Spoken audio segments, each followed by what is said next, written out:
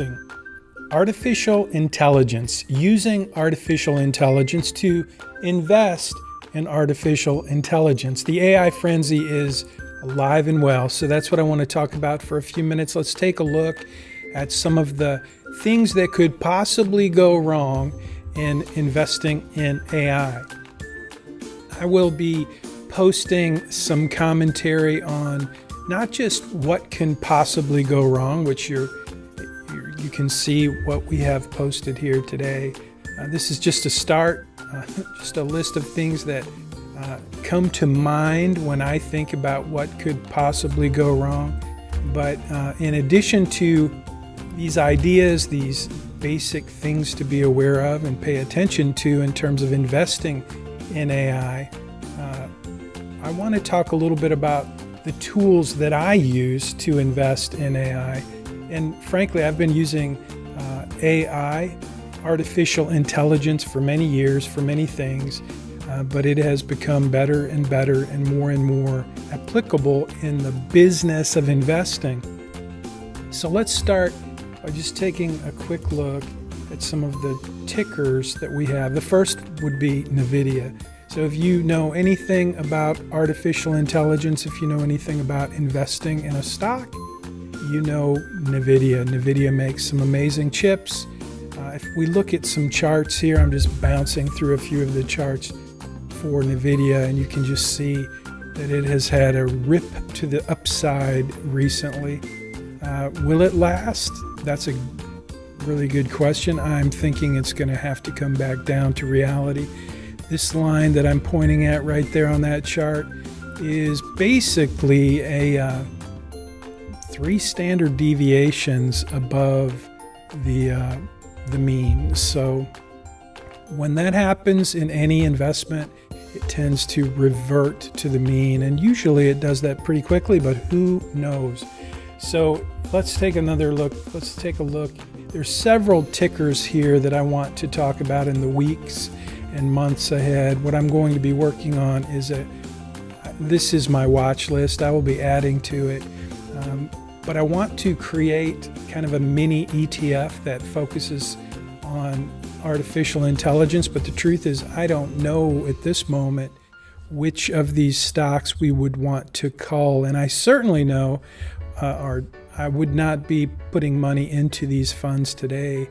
They've just had too big of a run up. So back to the list of what could possibly go wrong. So let's talk about a couple of the things that could possibly go wrong. AI, artificial intelligence, has really impacted the world, and it will be impacting the world much more in the coming years. But there are so many things to be thinking about and concerned about and paying attention to in terms of this new technology. And it is still relatively new. So think back to the dot-com bubble and how everything that was internet just went crazy for a while, and then it had a massive pullback. So right now we've got kind of a new technology, and some businesses are able to maximize this. Many businesses, eventually all businesses, will be using some form of artificial intelligence, even if we don't know it. So I've made a list of the major concerns, starting with some ethical dilemmas and the bias that is found in AI systems. So if you're not familiar with it, the algorithm that is artificial intelligence it leans very hard to the left. So academia, the government, the elites, the folks who are in charge of big tech, they've really influenced the language of AI. So that's the first thing I would be aware of and be looking for in terms of systems and what could possibly go wrong. I mean, AI is not what you might think. AI will make you think things that are not true, is what I'm trying to say. The next big one in my list is just job displacement, and there is some anxiety that automation will replace jobs, which has always been true about technology, but it's really true about AI. And so investing in AI is something that is, like I said, it's going to affect every business in America and every country that has access to technology, or the internet at least. So job displacement is a real thing. It's coming, and I think it will be somewhat epic depending on the industry or the sector. It will be absolutely game-changing in terms of giving folks like me the ability to use a tool that will really level the playing field. I'm thinking about investment research, and there's so many things I do as an investment advisor where AI becomes a tool that can help me do what I do faster and more efficiently and really better than I would be able to do it on my own, or even with a small team, which is what I do now. And I'm starting to see that some of the jobs in my business can be replaced or at least supplemented. We can do more with AI, which is true. The next big concern is privacy and data security, and I'm not going to spend a lot of time talking about that right now. I've got a guest coming up. We're going to talk about cybersecurity in the next few weeks. And cybersecurity, privacy, data security, they're all kind of the same thing. Something that we all need to be aware of and be paying attention to. And when it comes to AI, we need to be paying attention to it even more. Next is the lack of transparency and explainability. That's an odd term. Let me explain explainability. So explainability is basically something to do with the model, the algorithm, the AI tool, the AI mechanism, if you will. And explainability refers to the concept of being able to understand the machine learning model. So one example is a healthcare model that predicts whether a patient is suffering from a particular disease or not. And when I think about explainability and I think about the other impact of AI, where we have this kind of algorithm that's creating,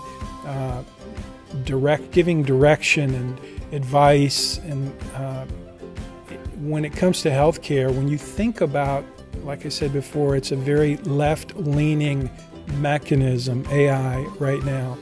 And so on the left these days, there's so many new things. I think AI has helped to promote the idea that we don't just have men and women now, we have all kinds of other options.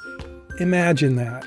And imagine healthcare and AI being used in a system where you're trying to figure out what do you do and what's next and how do you treat this, that, or the other thing, when the whole system is now considering the possibility that not only do we have men and women, but we have all of these in-betweens. And it becomes this massive scam, if you ask me, designed to promote and sell products and services that never existed before.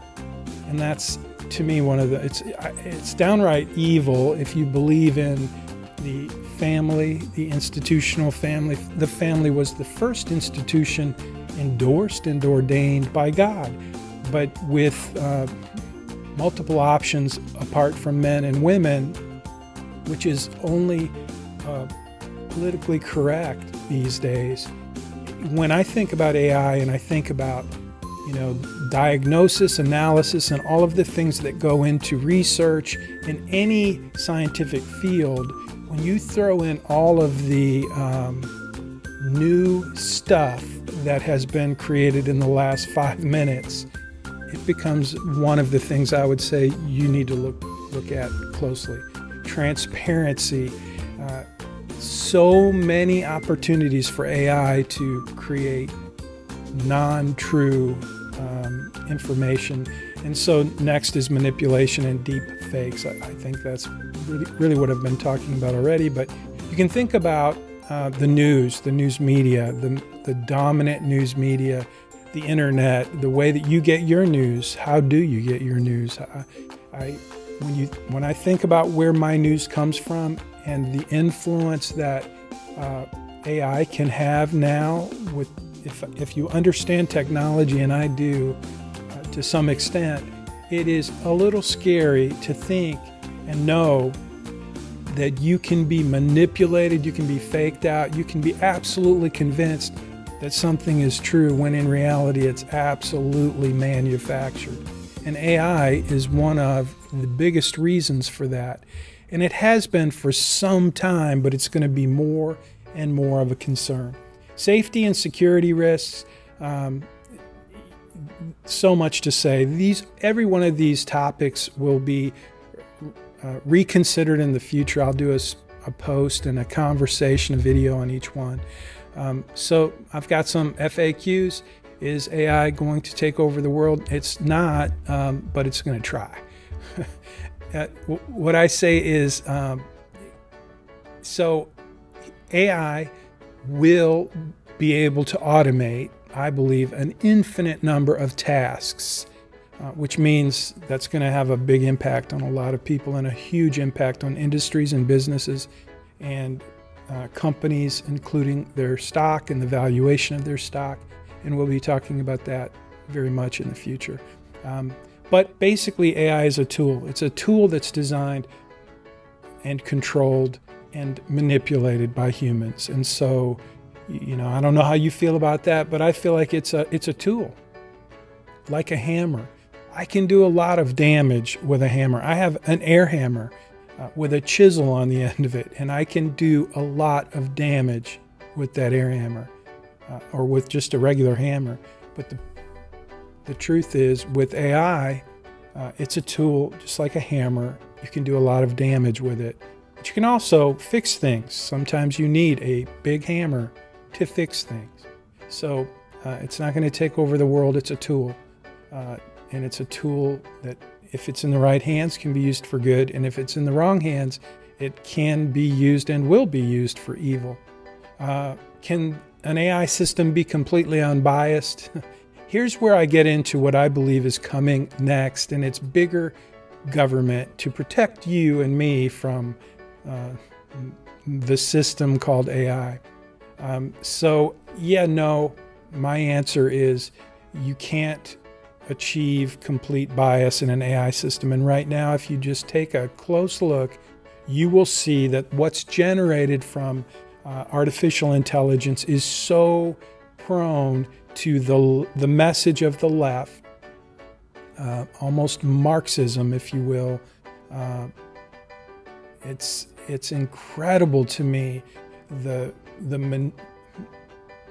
influence that AI has had injected into it through left-leaning, liberal, not even liberal, just contemporary, postmodern, very have it your way kind of culture, including have it your way. You can say you're a man even though you're a woman, or you can say you're a woman even though you're a man. It's insane. And that's what's influenced the language of AI significantly, in my opinion. So will it ever be unbiased? I don't think so, but the government's going to try. I believe the government will try to manage AI coming forward. Moving forward, we will see Congress come out with some very strong recommendations, and we will need some. Elon Musk says the same thing. We have to have some laws and a structure to govern AI. It's that critical, and I believe that's important. So wait for it. The government is going to come to your rescue. More government, bigger government. And that's what measures will be taken to protect your privacy in AI. More government. Hi, I'm from the government. I'm here to help. I remember Ronald Reagan said that. Let's see. So a couple more questions here. I'm not going to get into these now, but I am going to say that what's coming next is I want to share how I use AI in the work that I do as an investment advisor, as a portfolio manager, in the research, the portfolio design. There's so many ways that AI has been integrated into Bayrock Financial, my company. And so I'm going to be talking about that over the next several weeks, months, and years, because AI is not going anywhere. And so I want to be transparent about how I'm using AI and how I have been. I started using AI years ago, over a decade ago, when I started teaching at the University of Houston at the Bauer College of Business. I teach personal finance, and we've always, at least since I've been there, we've always used AI to identify plagiarism. And it's interesting to me that AI is the tool that we used to look for and identify plagiarism in homework, student assignment homework. And today, I would submit that AI is so good that you absolutely need AI to identify AI on the one hand, and if you're skilled at using artificial intelligence, and the tools that are out there are just amazing. I'll be sharing some of those with you in the future. But if you're skilled in using those tools, you can create work, content that is seriously better than most people can create. Even talented, skilled people, certainly faster than human beings can, no question about it. But my point is, it's going to be very difficult to identify plagiarism and AI, because the AI is so good that it's almost not even, well, it's difficult to identify AI written content, even using AI to identify it. So that's it for today. I just wanted to start off a conversation about AI, the AI frenzy, the AI mania that's affected the stock market. So I'm going to jump over and look at some stocks again. It's Tuesday, 30 of May, year of our Lord 2023. We just had Memorial Day yesterday. And so I'm looking at this chart of NVIDIA. NVIDIA would be the poster child for AI, I think, and the AI mania, AI frenzy is happening in the stock market right now. I have been recommending to clients that we sell off at least half of our NVIDIA holdings and wait for it to pull back and invest again. And so you can see today, if I look at a 30-minute chart, I'll look at a 5-day, 30-minute chart if I can find it. And you can see, if you look down here, it's not going anywhere today, and it's come back. It was 419.38, NVIDIA was earlier in the day, and now it's at 400. Let's see what SMH is, the ETF, the exchange traded fund that is right now being driven by NVIDIA. Let's see, I'm going to take a look at SO. If you wanted to short the semis, the semiconductors, you would do SOXS, and it is actually green at the moment. I have rarely ever used inverse ETFs, especially triple and double. There's so much risk in these, and I rarely have ever used this for a client's account. But I did Friday. I put on a couple of trades selling a put contract for $11.50 for June, middle of June, I guess. And man, today it just kept going down because it's an inverse ETF. So if you look at SMH went up so much. I mean, this is unusual for an ETF. This is, to me, AI mania, AI frenzy.